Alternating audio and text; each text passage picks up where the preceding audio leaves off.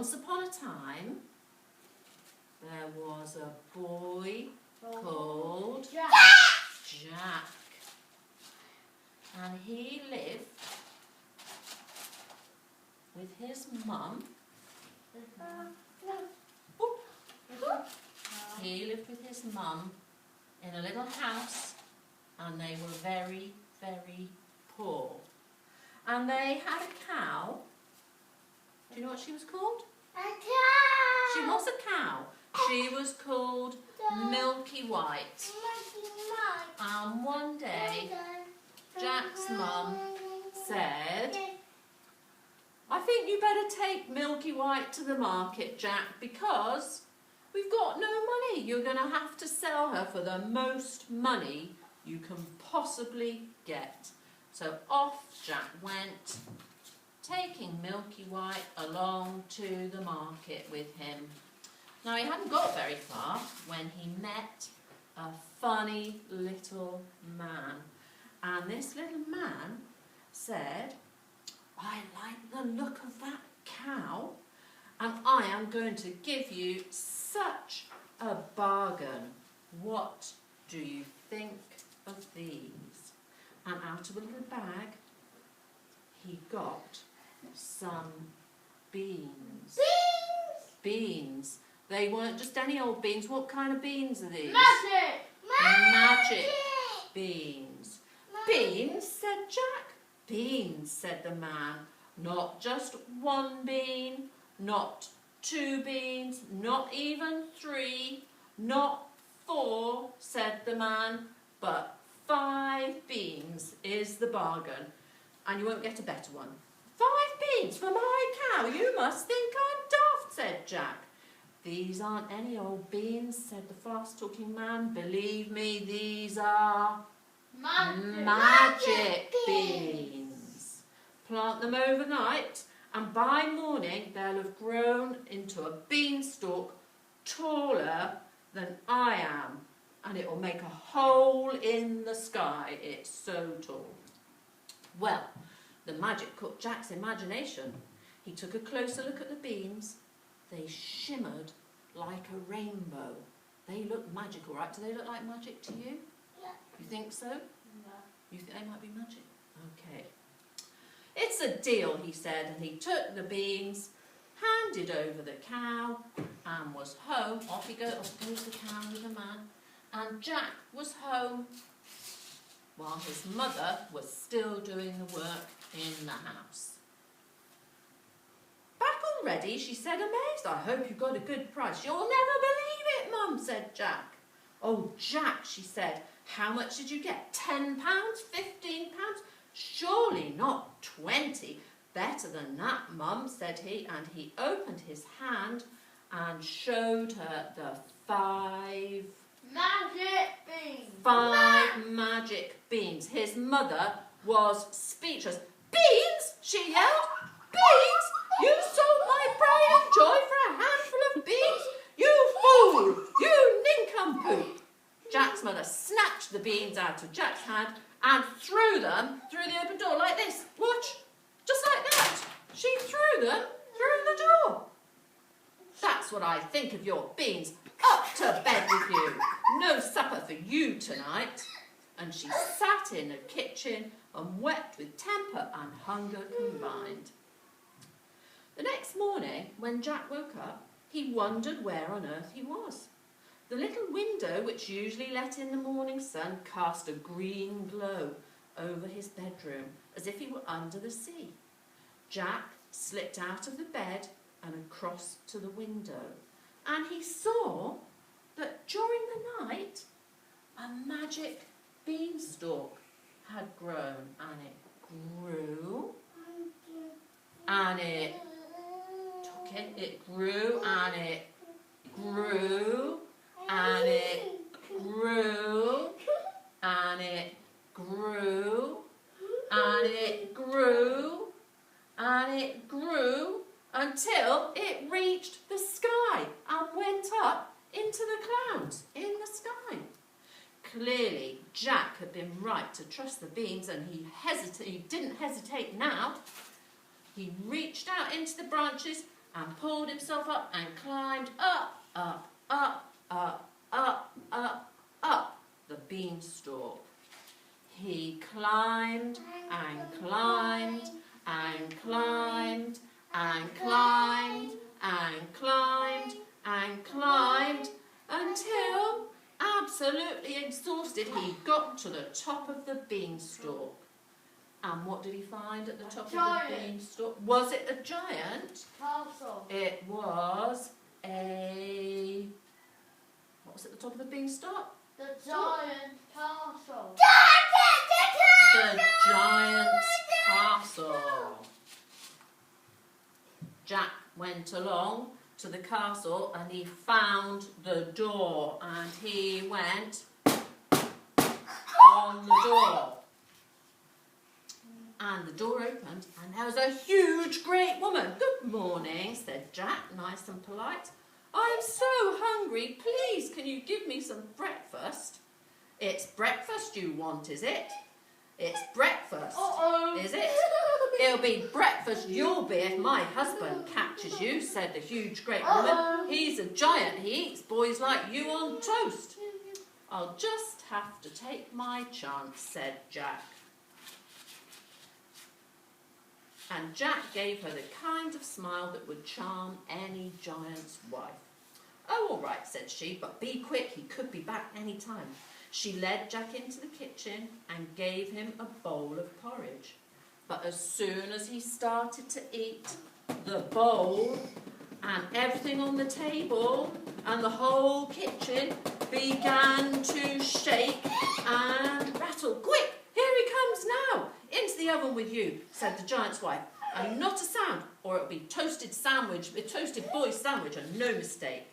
Before he could object, Jack had hidden into the oven and he left the door open a tiny crack. The shuddering came closer and closer. Thump, thump, thump. Jack heard a voice booming down a tunnel. Ready? "Fee, fi, fo, fum. I smell the blood of an Englishman. Be he alive or be he dead, I'll grind his bones to make my bread." The ogre thumped the table. "Where is he?" "There's no one here," said she. "What you can smell is last night's stew. Come and eat your breakfast." So she gave him a dozen chickens piled high on a dish for his breakfast, and the hungry giant ate the lot, smacking his lips and snapping and crunching the bones. After he had eaten, the ogre took out some gold coins. He emptied it onto the table and counted it over and over again. Jack peeked through the crack and watched the giant, but mostly he watched the shining gold and thought of all the things he and his mum could buy with it. At last, the giant fell asleep with his head on the table and his snores rumbled around the room. Then Jack lost no time in escaping. He took all of the gold coins. "Quick, I need all of the gold coins." He took all of the gold coins, he slipped out of the oven, swung the sack of gold over his shoulder and set off for home. He ran as fast as he could and went down, down, down, down, down, down, down the beanstalk and straight to his mum in the kitchen. "Oh, Jack," said she, "I wondered where you were. What on earth have you been doing?" And then he said, "Stop worrying. Look what I've got. I found some gold at the top of the beanstalk." And his mother was so happy, she kissed him and gave him a big cuddle. For a long time, Jack and his mother lived well on the gold, but soon it was gone. And so now they were poor again. Jack wanted to go back up the beanstalk. His mum was worried, but Jack wouldn't hear of it. And so one day, off he went up the beanstalk, climbing and climbing and climbing and climbing and climbing and climbing and climbing until he reached the very top. And what was at the top? It was the castle. And he knocked on the door of the castle. The giant's wife answered the door again. "Good morning," said Jack. The huge great woman peered at Jack. "There was a young lad, looked just like you, came here once before and stole my husband's gold." "What a scoundrel," said Jack. "I bet I know that lad. If you'd give me some food, I could tell you a thing or two about him." Well, the giant's wife didn't know whether to believe Jack or not, but he had such a way with him that once more she gave him a bowl of porridge to eat. Just as before, there came a shuddering and a juddering as the giant... Where is he? Here he is. Here's the giant. So he was making all rattle because he was so big. "Quick," said the giant's wife. And Jack, where is he? There he is. Jack hid in the oven. Not a moment too soon, in came the giant. This time you should have heard him say, "Fee, fi, fo, fum," said he. "I can smell him, wife, I can smell him. Surely it's only those lads you had last week. I don't think there's anybody else here. Now sit down and eat your breakfast." So the giant sat at the table and ate 2 sheep. When he was done, he called to his wife, "Bring me the hen that lays the golden eggs." Right. So there's a special hen, and she lays golden eggs. But Jack wants it. I think he probably does. Jack watched everything through the crack in the oven door and waited until once again the giant fell asleep. And then Jack came out.